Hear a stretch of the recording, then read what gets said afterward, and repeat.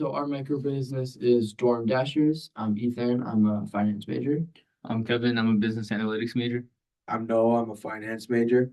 I'm Nick, and I'm a business under science student. All right. So our business concept and development, we spotted a real problem, and that was that students didn't want to walk to North Lot to pick up their food, which is a new policy of the Quinnipiac instituted this year. We offer a simple, high volume solution. We deliver DoorDashes directly to dorm rooms.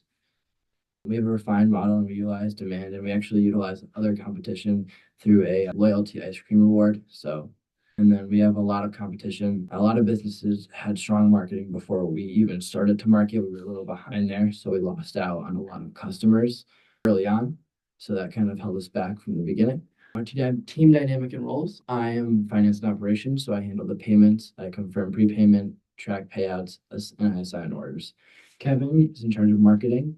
He manages Instagram, designs posters, and builds consistent brand persistence. And then Noah and Nick are in charge of sales. So they approach students directly, they pitch the service, and they close all the orders. We all handle deliveries. One thing that Noah and Nick also did was go dorm to dorm, just telling people about knocking on their door and just actually talking to them, telling them about us. And I feel like that's how we did get a few orders from that. And then we learned role clarity, accountability, collaboration, mirroring cross-functional teams and real companies. This is really how any small startup would be running. All right, so for our marketing and customer engagement, we use platforms such as Instagram, put posters up in dorms, word of mouth to students around campus. We found that a lot of our friends were in need of this service, so we prioritized word of mouth instead of all the nitty-gritty posters and Instagram posts. But we positioned our service around convenience and not just price. So for the customer, it would be a lot more easy to access. But moving on, we introduced a loyalty reward program where we give you a free rat ice cream after 5 orders to drive our retention and stand out from our competitors. We learned that fast responses, clear messaging, and reliability are key drivers of our customer engagement. Moving on to financial management, we kept our startup costs minimal, using only $5 for our posters, building a lean service model. As of November 6th, we had 13 orders with $39 in net income and $34 after costs. We realized that we should have invested earlier to keep up with our competitors because we waited too long and were focused on our other assignments. So we didn't get there, as Ethan mentioned. We practiced core skills such as budgeting, pricing strategy, and simple profit tracking, which is relevant in any industry and helped us out a lot through the process. Ethics and social responsibility. Build operations on trust. Customers pay before deliveries. Drivers are paid accurately and on time, which will be us. Everyone put a fair amount of effort into this, into delivering food. We maintained honest communication about timing, pricing, and order status to protect our reputation. Recognize the importance of respecting campus policies, student safety, and fair treatment. Learned about the ethic choices directly affect brand trust, just like in large organizations. Development. We have designed a service that removes a clear friction point in students' daily lives. For some students, it's a hassle to get to North Lot to pick up their food, so we remove that stress from them. Implemented tier pricing by dorm distance to reflect effort while staying attractive.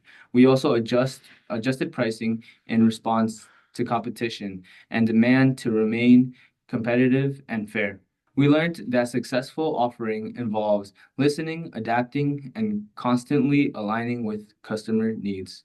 Operations and logistics. So what we did was we coordinated pickup at North Lot and then drop off at the dorms through group communication. So what the user or customer would do is once they got their Uber or Eats or DoorDash delivery, is that they will put in a notes app and then they will write down their dorm number and then their name or any contact information they need or any special requests they have, such as contact us, don't knock on doors, just leave it.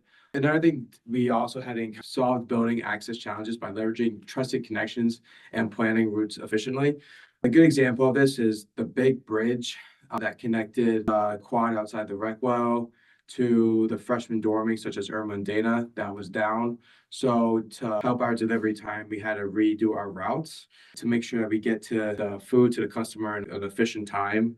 We used form notifications to assign orders quickly across the team and prevent delays or confusion. So what we ended up doing was we had shifts.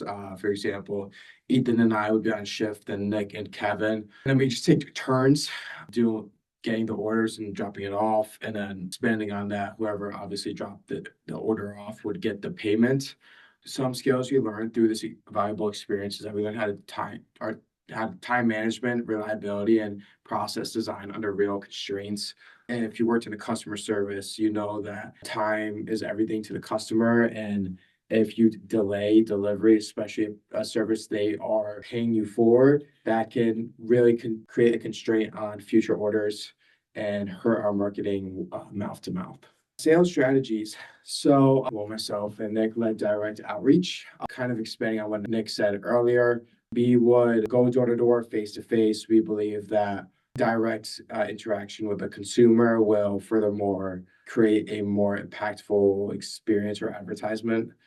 So any questions that the customer had when we deliver the order, they'll just tell us face to face. That way we could deal with it right then and there, which would also result in the user not going on social media and clowning on us in a way, which will hurt our business entirely.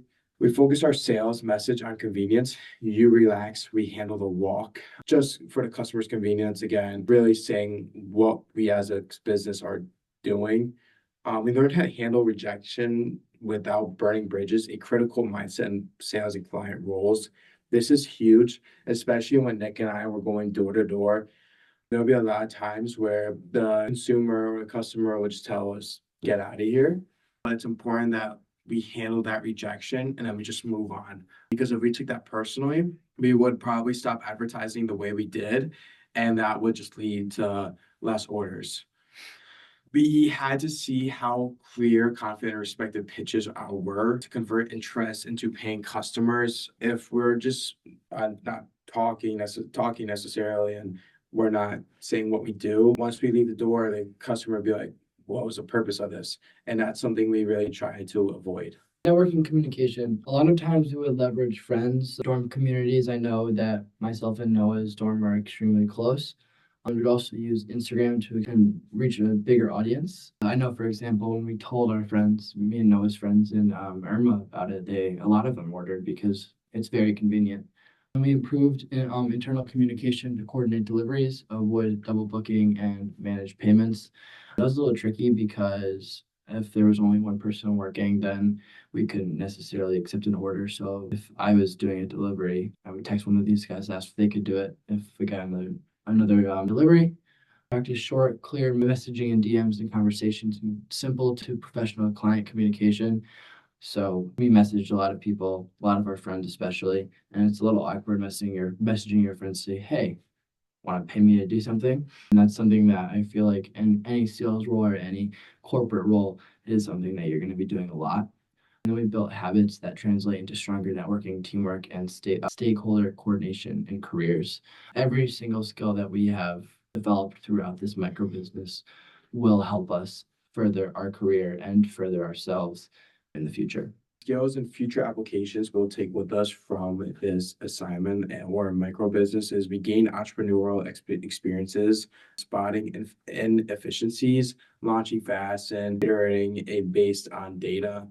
This is a project that really drove our initiative to get our service up there before other companies that were like us.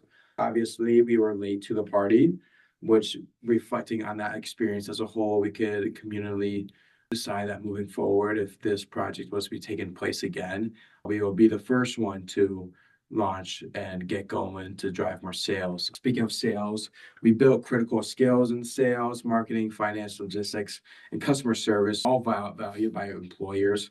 Knowing all of us are business majors, we are going to have to be going through all of these skills. And especially during the interview process, these will be tested on. And when they bring up an interview question, such as going back, talking about our logistics and our customer service skills, finance, marketing, whatever they may ask, we are more than welcome to cite this experience and talk to our future employers about it, and most importantly, what we learned. Expanding on how we learned how to operate in a competitive market through differentiation, reliability, and service quality. Again, we were late to the party, but through this experience, we really knew how or learned how to navigate such a competitive market. It was tricky, there was no doubt about it, and it was hard to find a way to differentiate ourselves from our competitors. However, we developed strategies that did help us in the long run. This micro business became a concrete story to use in interviews, roles in business, finance, sales, and ops, just like I was touching on earlier.